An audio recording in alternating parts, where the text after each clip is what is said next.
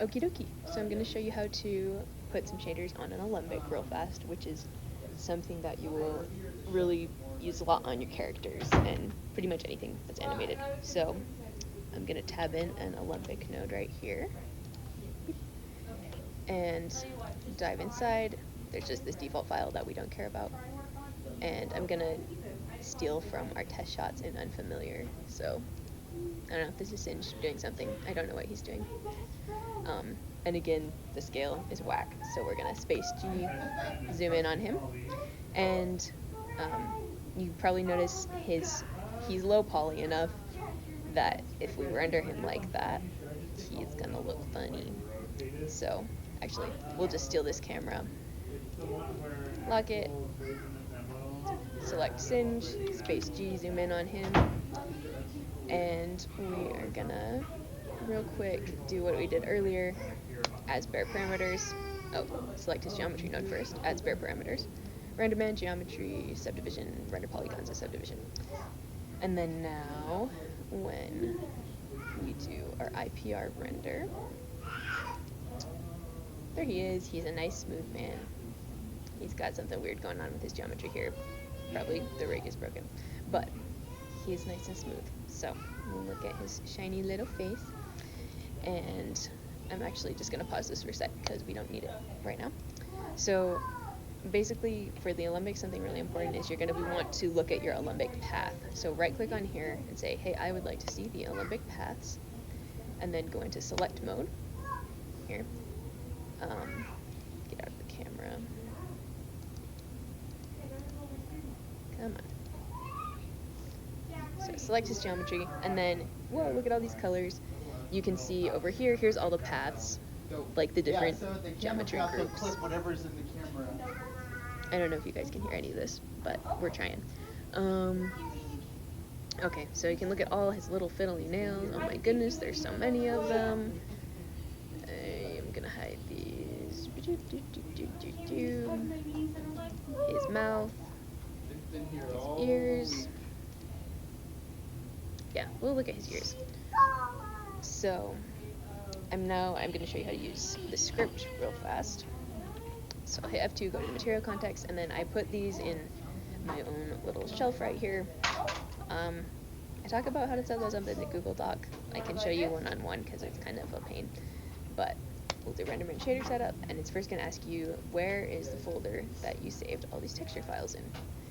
And I'm going to go real quick in here to our location in the groups folder. So we did like an department-based setup for us.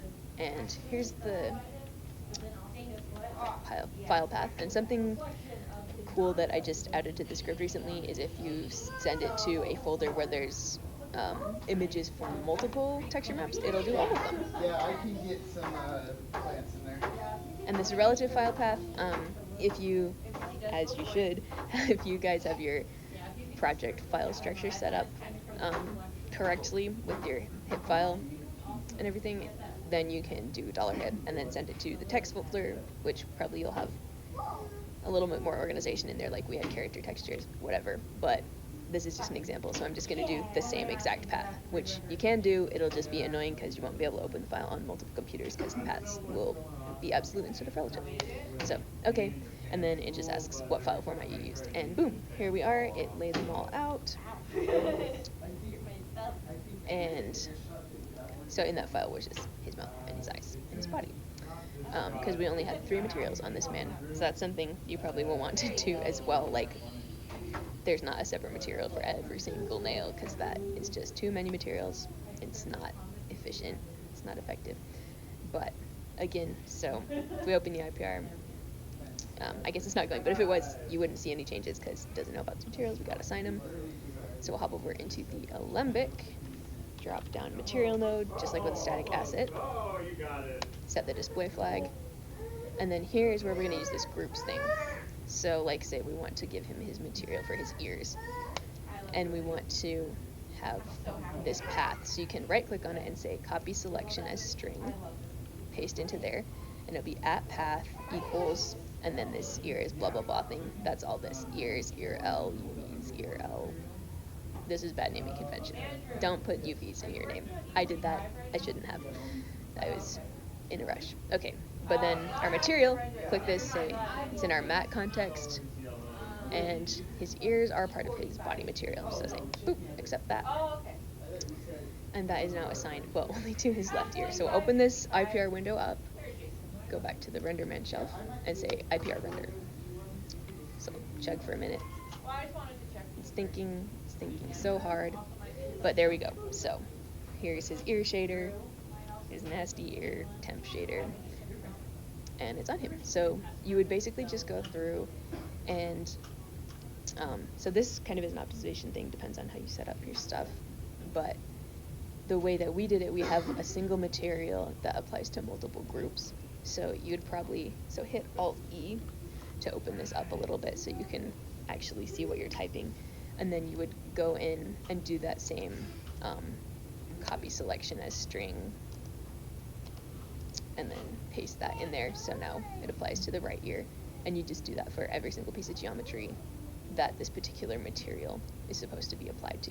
Click apply, except when you're done.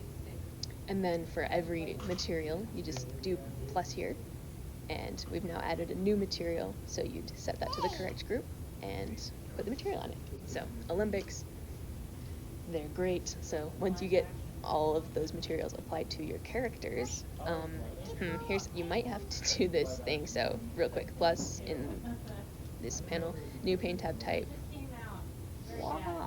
RenderMan texture manager, and you might have to say parse scene before you render, just in case, like before you do a render to disk. It doesn't affect the IPR, but that real quick is a problem we ran into with our shots. Hopefully it's fixed in Houdini 19, but if it's not, then that's what you're going to want to do. We'll go back into this tab. You can just see what's going on here.